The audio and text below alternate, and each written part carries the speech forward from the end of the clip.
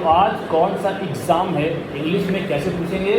What exam do you have? आज कौन सा एग्जाम है? What exam do you have? What exam do you have? What exam do you have? अब what exam भी हम पूछ सकते हैं और या फिर which exam। आज कौन सा एग्जाम है? Which exam do you have? Which exam do you have? Which exam do you have? Which exam do you have? हाँ, तो से which exam do you have? Which exam do you have? है ना, which भी use कर सकते हैं, ठीक है।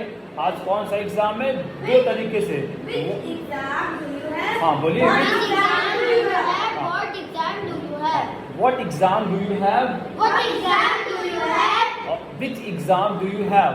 Which exam do you have? और अगर हम फ्यूचर में पूछें, ठीक है, फ्यूचर में आपका कल कौन सा एग्जाम है, तो भी हम ऐसे ही पूछेंगे What exam do you have tomorrow? बोलिए। What exam do you have tomorrow? Which exam do you have tomorrow? हाँ, यानी दोनों तरीके आपके पास हैं।